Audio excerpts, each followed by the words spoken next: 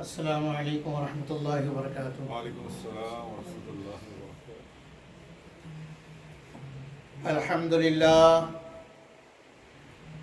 الحمد للہ نحمده ونستعینه ونستغفره ونؤمن به ونتوکل علیہ ونعوذ باللہ من شرور انفسنا ومن سیئات اعمالنا من يهده الله فلا مضل له ومن يضلل فلا هادي له وأشهد أن لا إله إلا الله وحده لا شريك له وأشهد أن سيدنا ومولانا محمدا عبده ورسوله أرسله الله تعالى إلى كافة للناس بشيرا ونذيرا وداعيا إلى الله بإذنه وسراجا منيرا صلى الله تعالى عليه وعلى آله وأصحابه وبارك وسلم تسليما كثيرا كثيرا أما بعد فأعوذ بالله من الشيطان الرجيم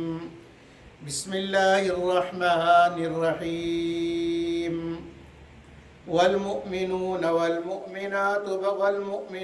والمؤمنات بعضهم أولياء بعض يأمرون بالمعروف وينهون عن المنكر ويقيمون الصلاة ويؤتون الزكاة ويطيعون الله ورسوله أولئك سيرحمهم الله إن الله عزيز حكيم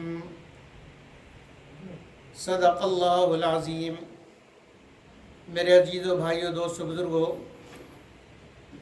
آج آپ حضرات کے سامنے جو آیت کریمہ تلاوت کی گئی، ان آیتوں کے اندر اللہ رب العزت بحیثیت مومن کے ایمان والوں کی ذمہ داری بیان فرما رہے ہیں۔ رسپانسبلٹی آف دا مومن، کہ ایک مومن کی ذمہ داری کیا ہے اپنے دوسرے مومن بھائی کے اعتبار سے۔ رسپانسبلٹی اور ذمہ داری مختلف اعتبار سے مختلف ہے۔ یہاں اللہ بیان فرما رہے بحیثیت ایمان والے کے، دوسرے ایمان والے پر حق کیا ہے اور ایک ایمان والے کی ذمہ داری کیا ہے کہ وہ دوسرے ایمان والے کے ساتھ کیسا ہو۔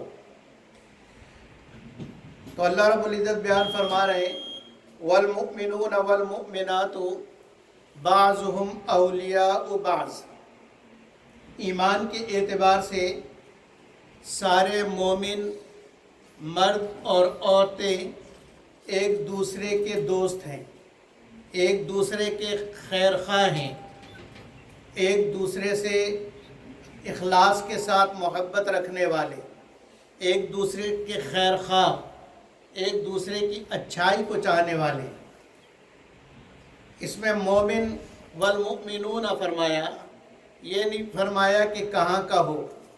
اس کا مطلب ہے کہ صرف ایمان وہ رشتہ ہے جو کالے اور گورے کو جوڑ سکتا ہے۔ ایمان کے علاوہ اور کوئی رشتہ ایسا نہیں جو کالے اور گورے کو جوڑ سکے، جو مختلف قبیلوں کو جوڑ سکے، جو مختلف ملک کے لوگوں کو جوڑ سکے، جو مختلف زبان والوں کو جوڑ سکے۔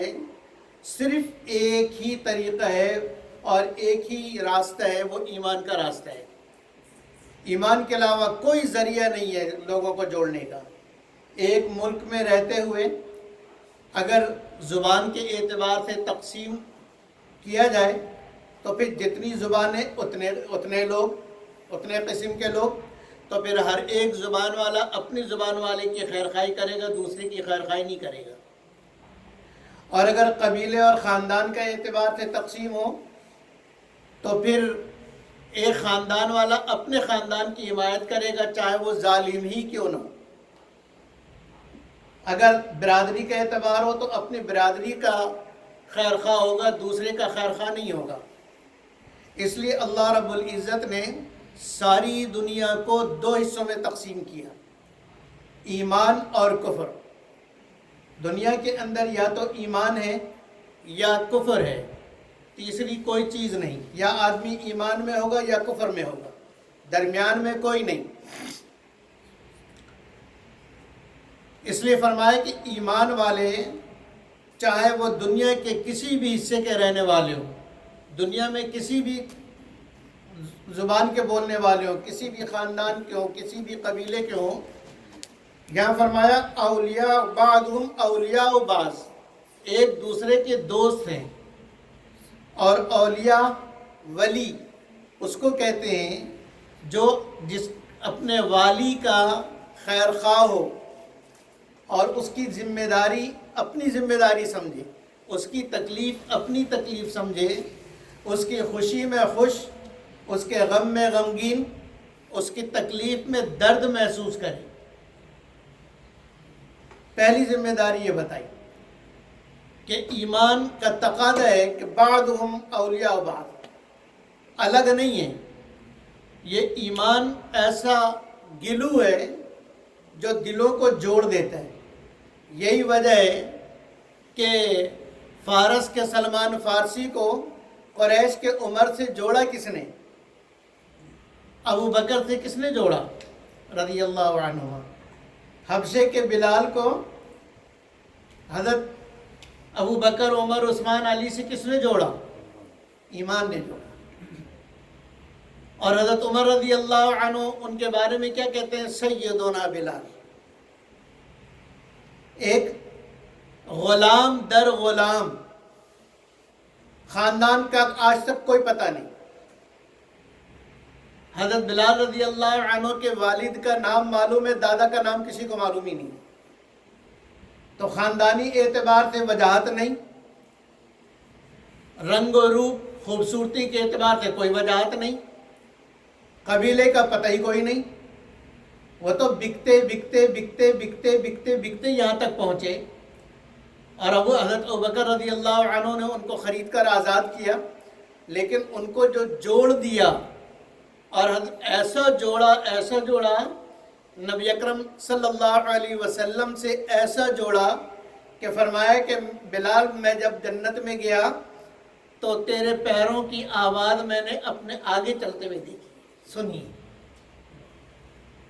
اور جنت کے اندر جب جنتی جائیں گے اور دروازے پہ کھڑے ہوں گے، اللہ کے نبی صلی اللہ علیہ وسلم نے فرمایا لا يدخلها، جنت میں کوئی داخل ہو نہیں سکتا میرے بغیر،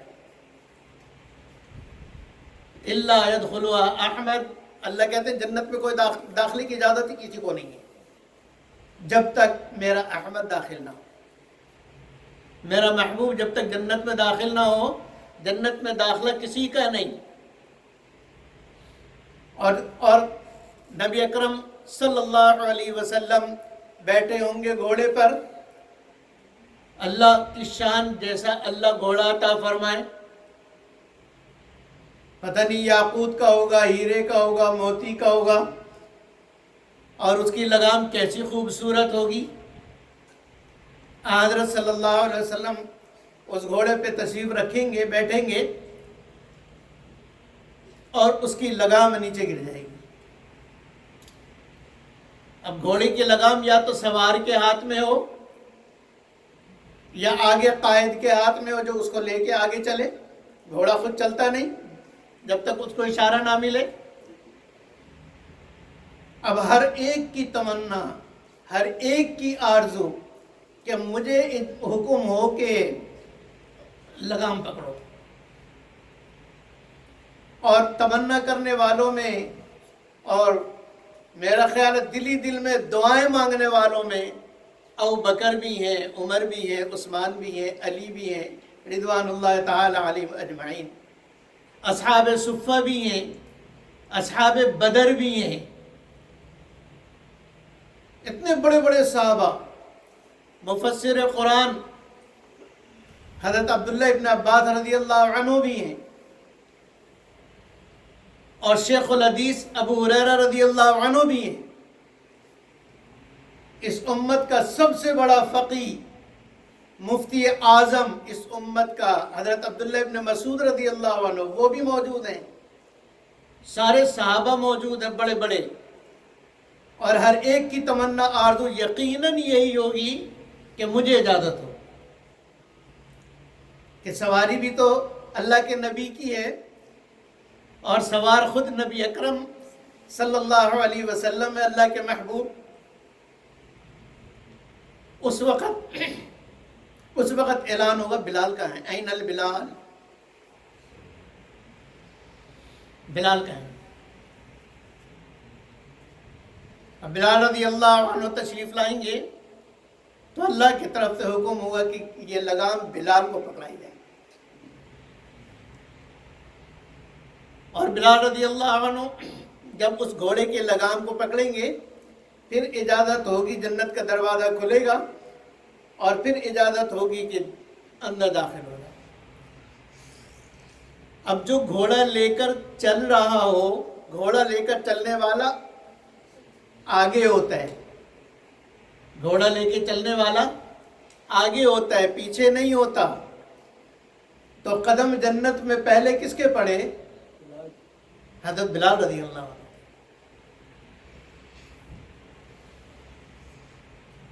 یہ اور بات ہے کہ نبی اکرم صلی اللہ علیہ وسلم کے قدم مبارک جنت میں اول پڑے اصل ہونے کے اعتبار سے، بلال رضی اللہ عنہ کے قدم جنت میں پہلے پڑے ہیں خادم ہونے کے اعتبار سے، وہ خادم ہیں، اور سرکار دو عالم صلی اللہ علیہ وسلم اصل ہیں۔ جیسے گاڑی کے اندر آج کل کے اعتبار سے سیٹ صاحب پیچھے بیٹھے ہوتے ہیں، ڈرائیور آگے ہوتا ہے، تو جہاں بھی پہنچیں گے ڈرائیور پہلے پہنچے گا نا، سیٹ صاحب تو پیچھے ہیں، لیکن سیٹ صاحب اصل ہیں، ڈرائیور ان کا ملازم ہے۔ ایسی حضرت بلال رضی اللہ عنہ ملازم ہیں، اور وہ اس اعتبار سے جائیں گے، نبی اکرم صلی اللہ علیہ وسلم اصل ہیں۔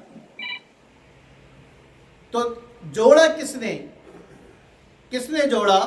ایمان نے جوڑا، ورنہ تو غلام تو ہزاروں لاکھوں غلام تھے، لیکن کسی غلام کو یہ عزت، یہ شرافت، یہ عظمت نہیں ملی، تو یہ عظمت کے مستحق بلال رضی اللہ عنہ ایمان کی وجہ سے ہوئے،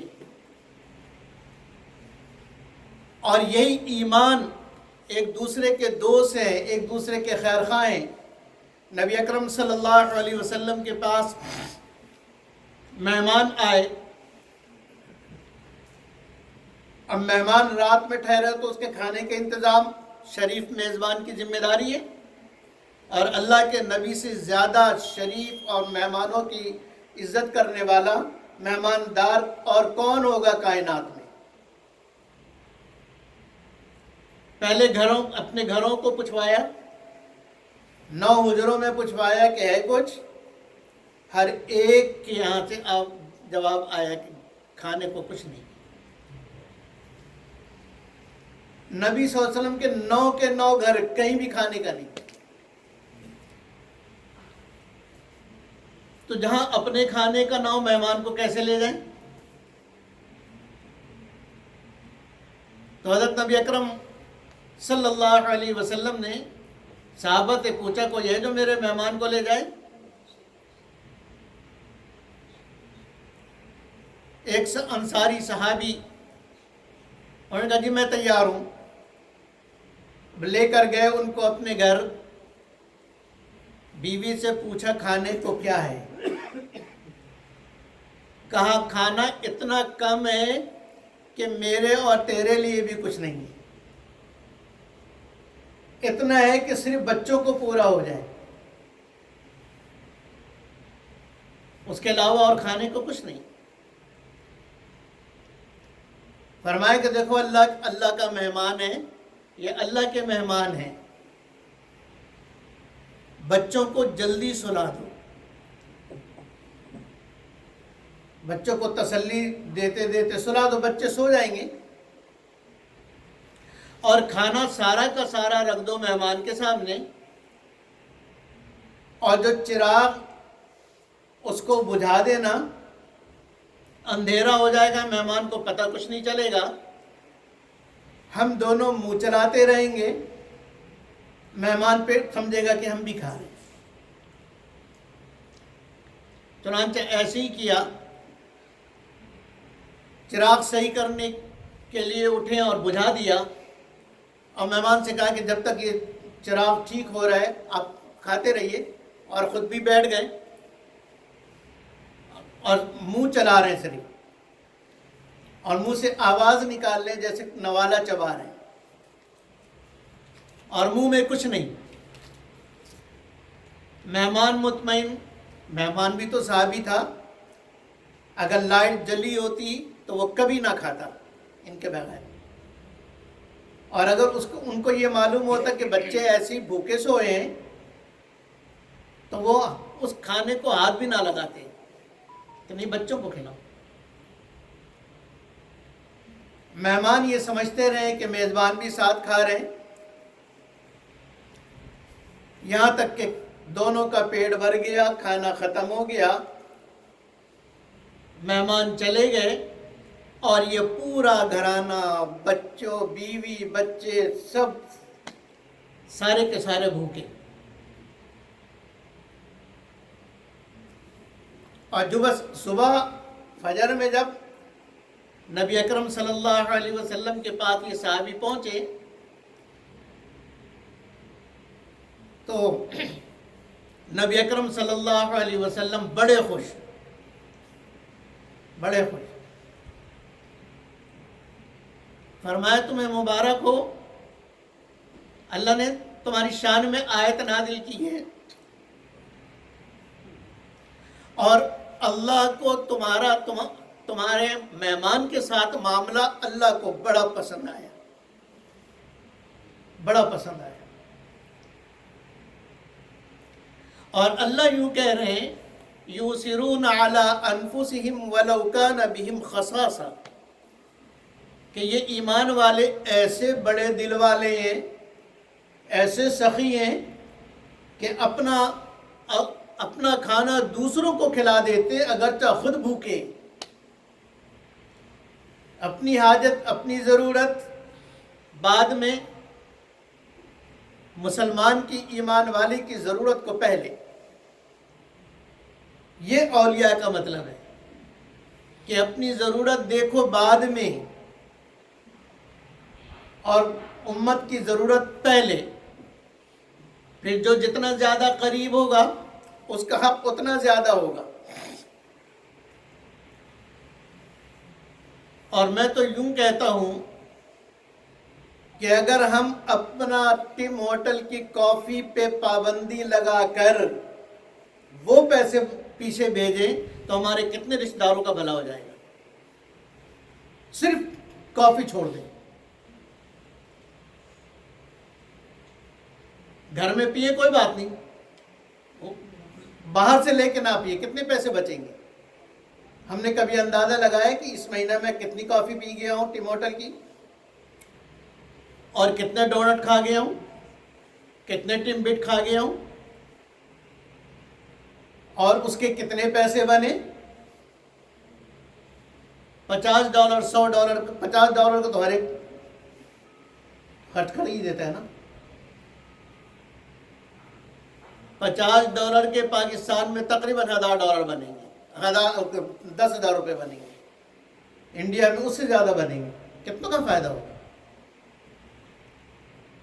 اس لیے اپنی ضرورتیں بعد میں پوری کریں گے۔ سارے صحابہ کا یہ مزاج تھا، اور امت کا مزاج، اولیاء کے لفظ نے اللہ نے کہا کہ تمہارا مزاج ایسے ہی ہونا چاہیے،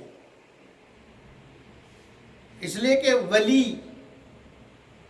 مثال کے طور پہ بچوں کا ولی کون؟ باپ۔ بچیوں کا ولی کون؟ باپ۔ کیا باپ کے منہ حلق سے نوالا اتر سکتا ہے کہ اس کو معلوم ہو کہ بچوں کی ضرورت ہے؟ میرا نہیں خیال کہ کوئی ایسا باپ ہوگا جو کھا لے اور بچوں کا نہ سوچے۔ وہ تو کھانے سے پہلے دیکھے گا کہ بچوں کو ہوا کہ نہیں ہوا، اس لیے کہ یہ ولی ہے۔ ماں کبھی نہیں کھائے گی جب تک بچوں کا نہ ہو۔ ایک صحابیہ اپنے 2 بچوں کو لے کے نبی اکرم صلی اللہ علیہ وسلم کی خدمت میں حاضر ہوئی۔ آپ صلی اللہ علیہ وسلم کے پاس 3 کھجور تھے، وہ اس عورت کو دے دیا۔ اس نے ایک کھجور ایک بچے کو دیا، دوسرا کھجور دوسرے بچے کو دیا، اب تیسرا خود کھا لیتی، نہیں کھایا۔ جب ایک ایک کھجور دونوں بچوں نے کھا لیا تو وہ جو تیسری کھجور تھی اس کے 2 ٹکڑے کر کے آدھا اس کو دیا، آدھا اس کو دیا، کہا یہ ماں کی محبت ہے، یہ ولی ہے، یہ والی ہے۔ تو ایسی فرمائے کہ سارے ایمان والوں کا تعلق آپس میں ایسے ہی ہونا چاہیے کہ میں اس کی ضرورت کا ذمہ دار ہوں۔ پہلے مجھے یہ دیکھنا ہے کہ میرے پڑوسی نے کھایا کہ نہیں کھایا، میرے پڑوس میں کوئی بیمار تو نہیں ہے، میں اپنی دوائی سے پہلے اس کی دوائی لاؤں۔ آج ہم شادی پہ، اپنے بچیوں کی شادی پہ جتنا مال ضائع کرتے ہیں اتنے میں کئی بچیوں کی شادی ہو سکتی ہے، لیکن یہ بس نام و نمود شہرت کے لیے ساری زندگی کمایا اور اپنی بچی پہ خرچ کر دیا، حالانکہ اتنا کرتے جتنا ضرورت تھی تو اس میں 10 بچوں کی شادی ہو سکتی۔ یہ اس آیت نے بتایا، والمؤمنون والمؤمنات بعضهم اولیاء بعض، ایک دوسرے کے والی ہیں، ولی ہیں ایک دوسرے کے، اور ولی وہ ہوتا جو ذمہ دار ہو۔ ہم سب ایک دوسرے کے ذمہ دار ہیں، ہم اکیلے نہیں ہیں۔ اس وقت امت کا ذہن انفرادی بن گیا ہے، اللہ نے، اللہ کے نبی نے انفرادی ذہن نہیں بنایا تھا، بلکہ امت کے ہر فرد کا ذہن اجتماعی بنایا تھا کہ اپنا بعد میں سوچنا، پہلے امت کا سوچو، خود بعد میں کھانا، پہلے پڑوسی کا سوچو، خود اپنی ضرورت بعد میں پوری کرنا، پہلے اپنے دوست کی سوچو۔ اس لیے میرے عزیز بھائیوں اور دوستوں، اللہ ہم سب کو اس پر لائے کہ ہم ایک، اور یہ ولی، یہ محبت کی نشانی ہے، اور یہ محبت ایمان کا تقاضا ہے۔ ایمان کا کیا ہے؟ تقاضا ہے، ایمان کا مطالبہ ہے کہ تمہیں دوسرے ایمان والوں سے محبت ہونی چاہیے، دوسرے ایمان والے سے تمہارا برتاؤ اخلاص والا ہونا چاہیے۔ جیسے باپ کا بیٹے سے، بیٹے کا باپ سے، بیٹی کا ماں سے، ماں کا بیٹی سے، بیٹی کا باپ سے، باپ کا بیٹی سے تعلق ہوتا ہے اور خیر خواہی ہوتی ہے، ایسے ہی ہر ایمان والا ایک دوسرے کا خیر خواہ۔ اور اس میں اب آگے خیر خواہ کیسے ہونا ہے، خیر خواہی کن چیزوں میں کرنی ہے، وہ چیزیں اللہ بتلا رہے ہیں۔ پہلی چیز بتلائی، یأمرون بالمعروف، ہر ایک دوسرے کو اچھی بات کی تعلیم دیتا ہے۔ اب ہماری ایمانی ذمہ داری ہے کہ ہم اپنے دوست کو، اپنے بھائی کو، اپنے پڑوسی کو اور ساری امت کو اچھائی کی طرف لے کر آئیں۔ اس کے لیے ان کو اچھائی کی طرف لانے کے لیے اپنا وقت لگتا ہے، وقت لگائیں، اپنی جان لگتی ہے، جان لگائیں، سوچ لگتی ہے، سوچ لگائیں، جو کچھ لگ سکتا ہے وہ سب کچھ لگا کر امت کے اندر معروف کو رواج دینا، یہ ہماری پہلی ذمہ داری بتائی۔ اور یہی سے یہ بات ثابت ہے، اسی سے یہ بات ثابت ہو رہی کہ اچھی بات بتلانا یہ ایمان والے کی ذمہ داری ہے کہ وہ دوسرے ایمان والے کو اچھی بات بتلائے، اچھی بات اچھے انداز میں، اچھی بات اچھے انداز میں، تو دوسرا اس بات کو لے گا، اس پر عمل کرے گا۔ لیکن اچھی بات بتلائی غلط انداز میں تو وہ کبھی نہیں لے گا۔ اگر کسی کو دیکھا کھیلتے ہوئے اور اس کو پیار سے کہا، میرے بچے، بیٹا نماز کا ٹائم ہو گیا اور نماز کے لیے چلیں، تو اگر وہ ابھی آ گیا تو ٹھیک ہے، لیکن اس کے دل میں بات رہ جائے گی کہ مجھے پڑھنا چاہیے، انکل نے کہا تھا، کبھی نہ کبھی شروع کرے گا۔ آپ کہتے رہیے کہتے رہیے کہتے رہیے، کبھی نہ کبھی شروع کرے گا۔ لیکن اگر چھوٹا لڑکا اس سے کہا بے ہوئے تمیز نہیں ہے، نماز کے ٹائم میں چل، اور کہتے جا بہت دیکھے تم جیسے، کبھی نہیں آئے گا نماز پر۔ اس لیے اچھی چیز کا حکم دینا اچھائی کے ساتھ، اخلاق کے ساتھ۔ دعوت میں اخلاق نہ ہو تو وہ دعوت نہیں ہے، وہ دوسروں کو بدظن کرنا ہے دین سے۔ دین کی دعوت میں اگر اخلاق نکل جائے تو پھر وہ دعوت نہیں رہتی ہے، وہ لوگوں کو بدظن کرنے کا ذریعہ ہوتی ہے، لوگ دین سے دور ہوتے ہیں۔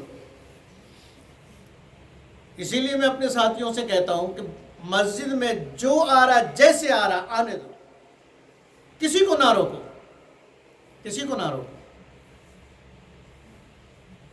چاہے وہ شرٹ پہن کے آ رہا ہو۔ آیا تو ہے نا، ابھی وہ اس ہولی میں آیا، اگلی نماز میں ٹھیک ہولی میں آئے گا، لیکن اگر اسے ڈانٹ دیا اگلی بار وہ کبھی نہیں آئے گا۔ اس لیے دعوت کے ساتھ حکمت۔ تو پہلی ڈیوٹی بتائی یأمرون بالمعروف، اچھی بات کی تعلیم دیتے ہیں۔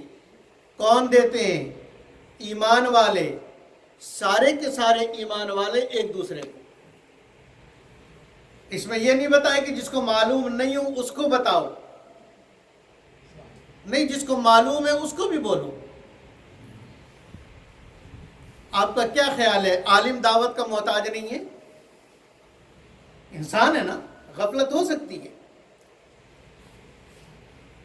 لیکن میں اگر کہیں کچھ کر رہا ہوں اور آپ دیکھ رہے ہیں کہ نماز کا ٹائم ہو گیا ہے، تو حکمت کے ساتھ آپ کہہ سکتے ہیں کہ مجھ سے نماز کا ٹائم ہو گیا، چلیں، کون برا مانے گا؟ اور دوسری ذمہ داری بتائی وَيَنْهَوْنَ عَنِ الْمُنْكَرِ، کہ یہ ایک دوسرے کو برائی سے روکتے ہیں۔ منکر ہر ناپسندیدہ کام کو کہتے ہیں، چاہے وہ اللہ کو ناپسند ہو، چاہے مخلوق کو ناپسند ہو۔ بہت سارے ایسے کام جو مخلوق کو بھی ناپسند ہے۔ جھوٹ بولنا کو کون پسند کرتا ہے؟ کافر، کافر پسند کرتا ہے جھوٹ بولنے کو، وہ بھی پسند نہیں کرتا۔ کافر بھی نہیں چاہے گا کہ میرے ساتھ جھوٹ بولو۔ تو اب اگر کسی کو دیکھا کہ وہ جھوٹ کا عادی ہے تو اس کو پیار محبت سے سمجھانا کہ بھائی جھوٹ چھوڑ دے، جھوٹ اچھی چیز نہیں ہے۔ کسی کو کسی اور برائی میں دیکھا تو روکنا ایمان والے کی ایمانی ذمہ داری ہے۔ اگر اس کو برائی میں چھوڑ دیا کہ یہ جانے اس کا کام جانے، اور آج کل جو جیسے لوگ کہہ دیتے ہیں ارے چھوڑو میاں، اس کو اپنی قبر میں جانا ہے، تمہیں اپنی قبر میں جانا ہے۔ نہیں، قبر تو اپنی اپنی ہے، لیکن اس کی ذمہ داری ہے۔ اگر ایک شخص آگ میں کود رہا ہو، آگ میں کود رہا ہو، تو آپ کیا کہیں گے کہ وہ جانے دو، جل کے مرے؟ نہیں، آپ ذمہ دار ہیں۔ اس لیے فرمایا، ایک مثال دی بزرگوں نے کہ اگر جماعت کھڑی ہو گئی ہو، مؤذن نے تکبیر پڑھ لی ہو اور امام اللہ اکبر کہنے جا رہا ہو اور سامنے گھر میں آگ لگ گئی اور آگ کے شعلے بلند ہوتے ہوئے نظر آئے اور انہوں نے کہا کہ وہ جانے ہم پہلے نماز پڑھ لیں، نماز بڑی اہم ہے، فرمایا کسی کی نماز نہیں ہوگی، سب کی نماز اس کے منہ پہ مار دی جائے گی کہ وہاں آدمی جل رہا ہے، ڈزنٹ میٹر کہ کافر ہے کہ مسلمان ہے۔ اپنی نماز چھوڑ کے پہلے اس کو جا کے بچاؤ، اس آگ کو بجھاؤ جو جل رہی ہے، جس میں انسان جل جائیں گے۔ تو نماز چھوڑنے کا حکم ہے۔ تو جہاں جو شخص نماز نہیں پڑھ رہا وہ آگ میں نہیں جل رہا، بولو بھائی، وہ آگ میں نہیں جائے گا، آگ میں جل رہا ہے۔ جو اللہ کے حکم کو توڑ رہا ہے وہ آگ میں نہیں جل رہا ہے، تو اس کو بچانا ایمان والے کی ایمانی ذمہ داری ہے۔ اور فرمایا وَيُقِيمُونَ الصَّلَاةَ، نماز کو قائم کرتے ہیں۔ قائم کا مطلب ہوتا ہے ہر خود بھی پڑھے، دوسروں کو لے کے کھڑے ہوں۔ وَيُؤْتُونَ الزَّكَاةَ، مالی حق بھی ادا کرتے ہیں۔ وَيُطِيعُونَ اللَّهَ وَرَسُولَهُ، اللہ اور اس کے رسول کی اطاعت کرتے ہیں۔ تو جو ایمان والا ایسا ہوگا اور اپنی ذمہ داری کو پورا ادا کرے گا، فرمایا اولئک، یہی تو وہ لوگ ہیں سیرحمہم اللہ، جن پر اللہ رحم کرے گا۔ انہی لوگوں پر اللہ رحم کرے گا، تحدید یعنی تخصیص کے ساتھ کہ اولئک، یہی لوگ ہیں جو ان صفات کے حامل ہیں کہ اللہ ان پر رحم کرے گا۔ ان اللہ عزیز الحکیم، آگے ان سے وعدہ کیا، ایمان والوں سے وعدہ۔ وعد اللہ المؤمنین والمؤمنات، اللہ وعدہ کرتا ہے، اللہ کا کہہ دینا کافی، لیکن اللہ کہہ رہے وعد اللہ، اللہ وعدہ کرتا ہے کس سے؟ المؤمنین والمؤمنات، ایمان والے مردوں سے بھی اور ایمان والی عورتوں سے بھی جو ان صفات کے حامل ہوں گے۔ کیا وعدہ ہے؟ کہ ان کو جنات تجری من تحت الانہار، اللہ ان کو ایسے باغات میں جگہ دے گا جس کے نیچے نہریں بہتی ہیں، خالدین فیہا، اور ایسا نہیں کہ 2 دن کے لیے بلکہ ہمیشہ اس کے اندر رہیں گے۔ وَمَسَاكِنَ طَيِّبَةً، بغیر مورگیج کے اللہ اچھا مکان دیں گے، بغیر اللہ اچھا مکان دیں گے، عمدہ مکان دیں گے۔ فی جنات عدن، ایسی جنت کے اندر جو ہمیشہ رہنے والی ہے، کبھی ختم نہیں ہوگی۔ اور آگے فرمایا کہ ان سب سے جنت کی 1000 نعمتوں سے بڑھ کر ایک نعمت اور اللہ ایسے ایمان والوں کو دیں گے جن کے اندر یہ صفات موجود ہوں۔ وَرِضْوَانٌ مِّنَ اللَّهِ أَكْبَرُ، کہ اللہ کی رضامندی ان ساری انعامات سے بڑی ہے۔ ذَلِكَ هُوَ الْفَوْزُ الْعَظِيمُ، یہی ہے بڑی کامیابی۔ اللہ رب العزت ہمیں ان صفات کا حامل بنائے، اور ایمان والے مردوں اور مردوں کے اندر جو صفات ہونی چاہیے ہم سب مردوں کو عطا فرمائے، اور عورتوں کے اندر جو صفات ہونی چاہیے اللہ ان سب عورتوں کو وہ صفات عطا فرمائے، اور اللہ رب العزت ہمیں جنت عطا فرمائے۔ وآخر دعوانا ان الحمد للہ رب العالمین۔